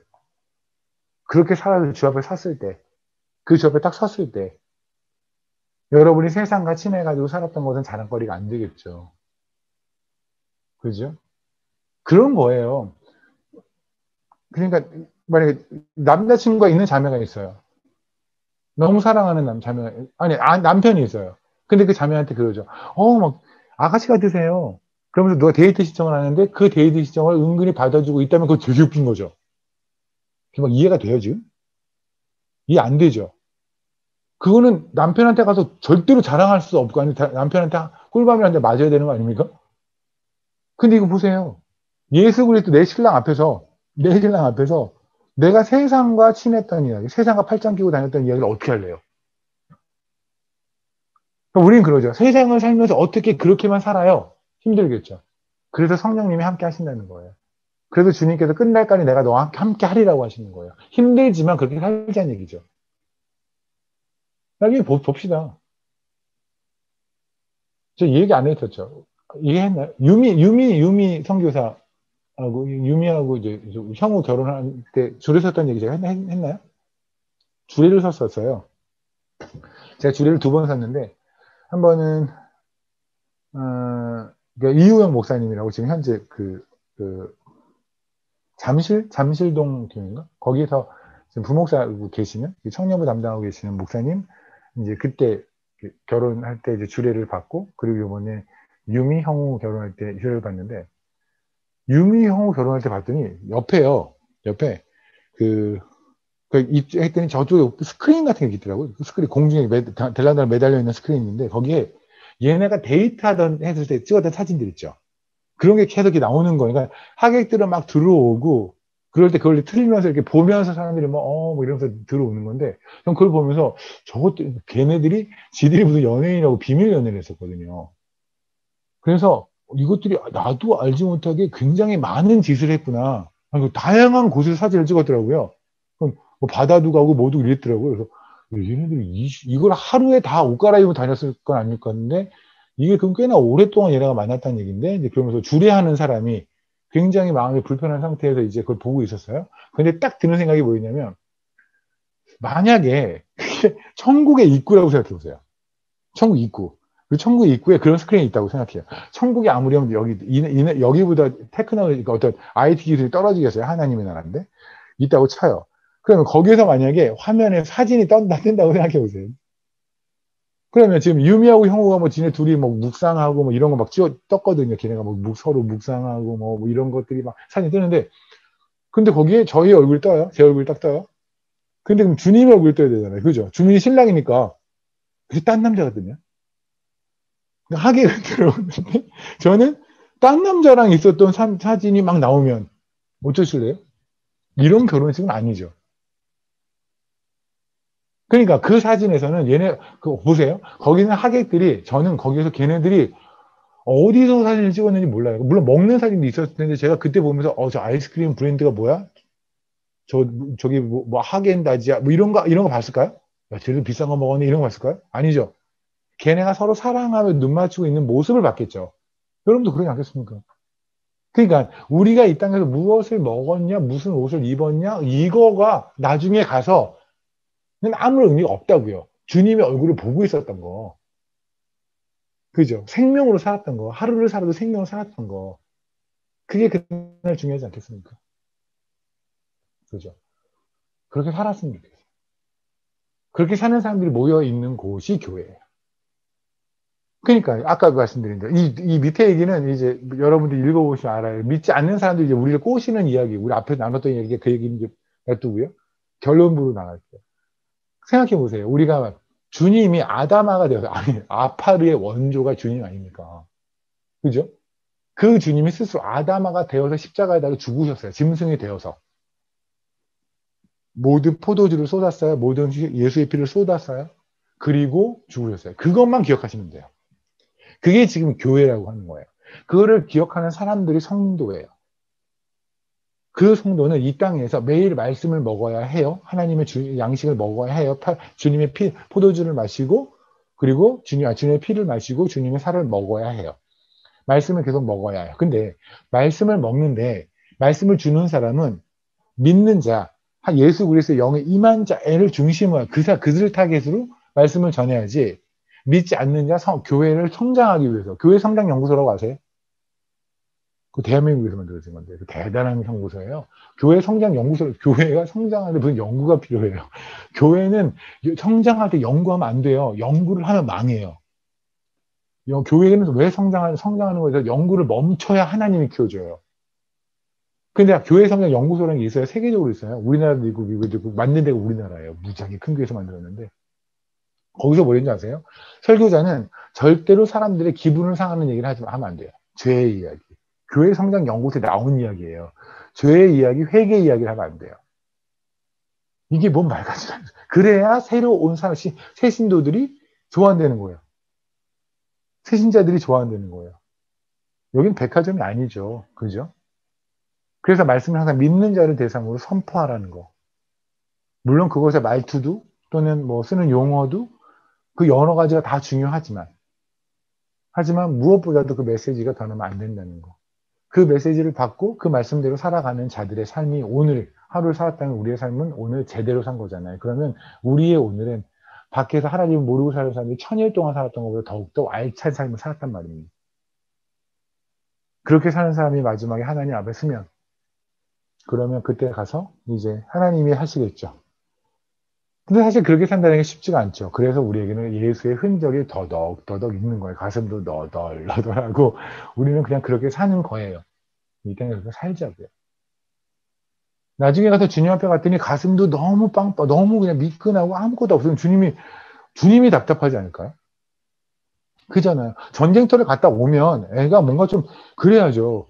그래도 군대 갔다 온 친구도 있는데, 군대에서 훈련 갔다 오면 애들이 뭔가 뭐 흙도 묻어 있고 좀 막 이래야 좀 군대 가고, 애가 너무 그냥 말끔하게 오면 이상하지 않아요?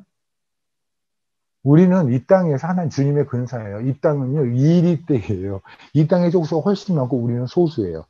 이 이리들이 우리를 뜯어 먹었으면 당연히 주님 앞에 가면 너덜너덜 해야죠. 그게 말씀에서 말하는 그 예수의 흔적이 아니겠습니까? 저는 여러분의 삶이 그냥 더 너덜너덜해지기를 축복합니다. 정말 그렇게 기도합니다. 저는 누군가에게 기도할 때 항상 그렇게 기도를 해요. 저분이 정말 더 너덜너덜해졌으면 좋겠고, 그만 징징거렸으면 좋겠고, 요거 좀 아프다고 뭐 후시딘 이런 거 좀 그만하고, 멋있잖아요. 그냥 여기 상처 좀 쫙 나고 뭐 있잖아, 이런 거 나고 뭐 이런 거 나고 좀 이렇게 마지막에 딱 등장해야 주인공이 멋있지 않아요? 나중에 와서 멋있게 한번 주님을 등장하자고요. 오늘 여러분들의 가슴을 상처낸 사람이 있을 거예요. 짜증나게 한 사람들, 우와, 내 정말 쟤만큼은 정말 지옥에 갈 것 같아. 뭐 이런 확신이 드는 사람들 있잖아요. 그 사람들을 용서하려면 어떻게 돼요? 가슴이 너덜너덜하죠. 그들에게 예수를 전하고 그들을 하나님 천국, 저 사람과 제가 천국에서 한 방 쓰게 해주십시오. 이런 기도 못 하잖아요. 그 기도 하려면 가슴이 너덜너덜해져야 돼요. 그 너덜너덜해지는 기도를 하시라고요, 네. 아멘. 여러분의 육체가 편한 거 하지 말라고요. 내일 한 걸음 한 걸음 할 때, 아, 이거 하면 나 또 힘든데. 내가 하나님이 주시는 마음대로 이거 또 뭐 재정 흘리고 뭐 이러면 나 또 인생 골치 아파지는데 안 죽어요. 괜찮아요. 하나님이 안 죽여요. 안 죽이더라고요. 그냥 그렇게 사는 거예요. 그렇게. 바보처럼 사는 거예요. 예수 바보로. 그래서 너덜너덜 한 다음에 주님 앞에 서면 그러면 주님이 안아주시겠죠. 그렇게 삽시다. 근데 우리가 이렇게 살 수 있는 근거는 뭐냐면 아담아 되어 달리신 주님을 기억하는 거예요. 그 은혜를 기억하는 거예요. 그런 교회를 섬기셨으면 좋겠고 그런 교회로 섬기셨으면 좋겠고 그리고 그런 성전으로 여러분이 사시면 좋겠습니다. 기도하시겠습니다. 주님 감사합니다. 저희가 무엇이라고 주님 십자가에 그렇게 뱀이 되어 죽으시고 저희 아파를 만드신다고 주님 아담아로 죽으시고 그 은혜도 기억도 잘 못하고 맨날 까먹는 것들 그럼에도 불구하고 주님은 그 사랑을 멈추지 않으시니 그래서 감사하고 그래서 죄송하고 그렇습니다. 주님 오늘 주님께서 말씀 주신 것처럼 살아낼 수 있도록 저희 안에서 더 강하게 일해 주십시오. 저희 삶 좀 더 너덜너덜하게 해주십시오. 좀 더 그냥 만시창이 되게 해주십시오. 오로지 저희 삶에서 예수 그리스도만 딱 남게 그렇게 살게 해주십시오. 하루를 살아도 예수를 꽉꽉 눌려 살며 그렇게 생명 있는 삶 살게 해주십시오. 그렇게 저희 교회 삼아주시고 또 그런 교회를 섬길 수 있게 해주시기 바랍니다. 늦은 시간까지 주님 말씀을 듣는 주의 백성들, 주의 그 팀 지저스들을 좀 한 명 한 명 축복하시고 그들의 마음속에서 어려워하고 힘들어하는 일들, 주님 그것이 해결되지 않음으로써 주님과 가까워진다면 해결하지 마시고 만약에 그건 해결함으로 주님과 가까워진다면 주님 해결해 주시고 어쨌든 간에 어떠한 이유로든 어떤 상황이든 예수만 남는 삶 되게 좀 축복해 주시기 소망합니다. 감사합니다. 예수님 이름으로 기도드렸습니다.